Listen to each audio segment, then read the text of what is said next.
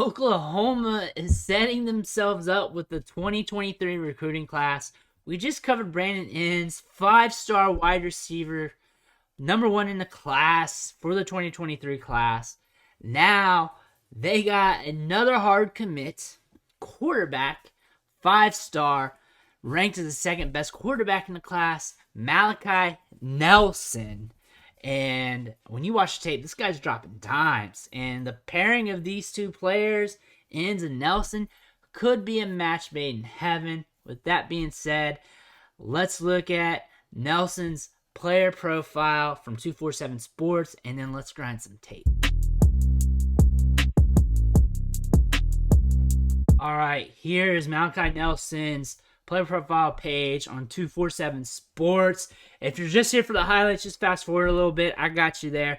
Also, if you enjoyed the content, subscribe, ring the bell. Every subscription fires me up to do more videos for you guys, help you out with your fantasy team, go over some more high school recruits, and grind more film with you. Also, if there's any players you want me to cover, let me know in the comments. But Malachi Nelson's a big deal here. As you can see, number 2 quarterback in the nation for the 2023 class in both the composite and their basic rankings.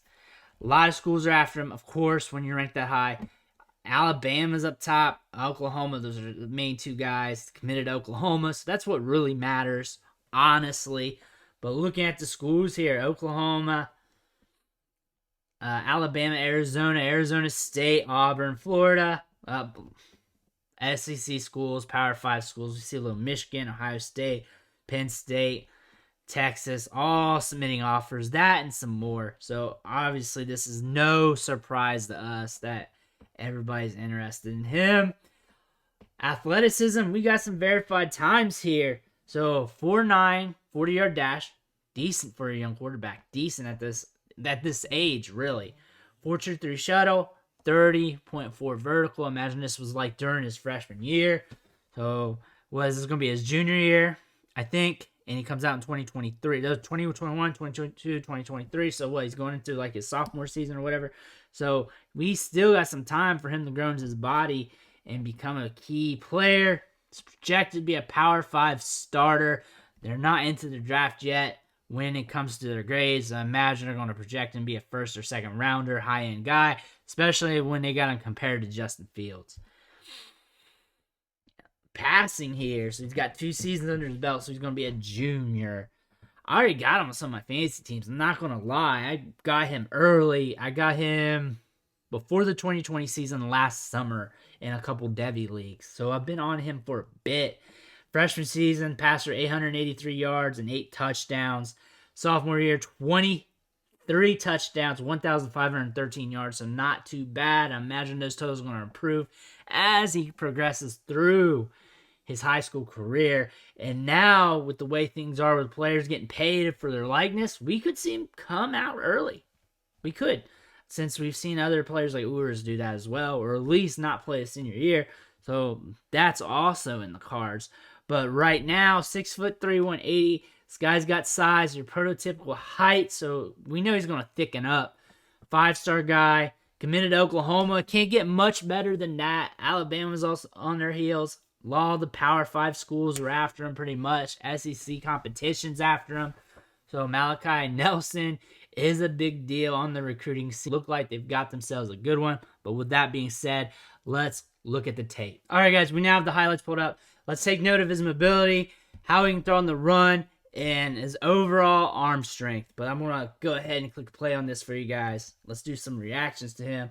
So he drops back, rolls out, fires a shot right there. Wide receiver's wide open. Gone for the touchdown. So again, takes snap, throws a pretty ball. Some hang time there. On the money pretty much. Again, drops back. Puts it where his wide receiver can get to it, too. Dropping dimes, making sure that was over the DB. Had to move a little bit there in the pocket. Resets his feet. Let's go back and look at that. Let's go back and look at what he did there.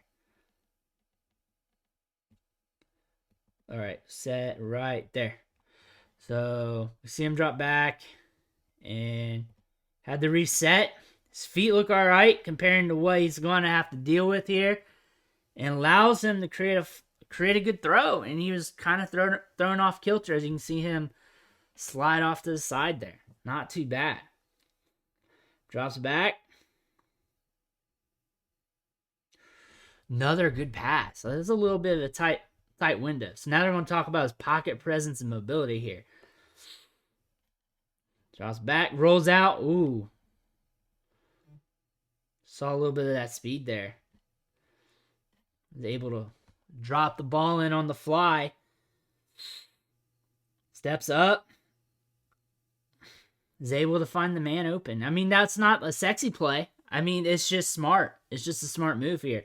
Yeah, guy's breathing down his neck and he's able to make something happen. And here's him running. So, for a Dynasty Fantasy Football standpoint, this guy's got a little bit of Konami code on him. And that's going to allow him to be able to have a fantasy floor that will keep him valuable on a week-to-week basis. Here we go and seeing him run again. Woo! Took a little hit there. Drops back. Steps up in the pocket. Rifles it. So even though he's moving, he's keeping his eyes downfield and finding guys open. Under duress. I like seeing these highlights where these quarterbacks have to work under duress. Across his body. He knew he was going to make that too. Throwing on time. Reads and accuracy. I like this tape. It's split up in different categories. Oh, we got that out quick. Oh, did you see the window there? That was a tight window. Drops back. Another good one. So he's able to step back with a couple steps, make a quick read, and rifle it in there on a rope. That's what we're seeing. So, yeah, he's got good timing too. So this guy can throw deep balls. He can also throw ropes. Got a good arm on him. You expect that. But he can rifle that in there. And he's got pinpoint accuracy, it looks like. I mean, we're not seeing the lowlights, but we're seeing what he can do, his potential here.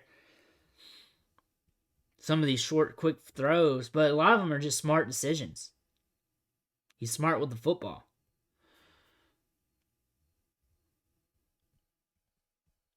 Like, he's not always going to go after a sexy play, it looks like. All right, guys, let's bring it in. Let's talk about Malachi Nelson real quick. So, from watching him, we know he has a good arm. He can throw it downfield. He can throw ropes. He can throw across his body. He's also mobile. He can get you some yards on the ground. I would not say Lamar Jackson-esque. I wouldn't say a Mike Vick style. But he can make things happen if the play breaks down, and that's good enough. He can add a little bit on that bootleg if he has to. He can throw on the run. He's got good timing on his passes. He can sling the rock in there if need be. We saw him thread some tight windows. And now the question is, who's the better quarterback? Malachi Nelson or Arch Manning? I just covered Arch Manning like yesterday. I dropped that video. And right now, I don't know if I'm biased because I have both these guys on my fantasy teams. I like them both. But I feel like I like Malachi Nelson a little more. I like his arm. I like his mobility. I like how he makes the smart decisions. He's not going to put the ball in the wrong places. I know after seeing Arch Manning on TV, on those ESPN shows where they have him playing like late Friday nights, they're showing his high school games, there have been times he made some bad decisions. But honestly, I don't have the lowlights on Malachi Nelson either, so it's really hard to make an objective decision. But just from what I've seen over the last year or so, the highlights I've just covered, just going back over these two with a kind of fine-tooth comb, I think I'd have to roll with Malachi Nelson over Arch Manning. At least for right now. That might change within next couple weeks or months or so when I go over these guys again and again and again. But right now, I like Malachi Nelson. I think the Sooners got themselves a good quarterback as a hard commit. Hopefully he stays committed to them unless he decides to change his mind. We've seen that before with prospects. They commit early and then they decide to switch it up. But right now he's a Sooner. But I want to thank you guys for watching the show, sticking with me. Make sure you hit that subscribe button on the way out. That just fuels me to do more content, man. But thank you guys, and I'll catch you next time.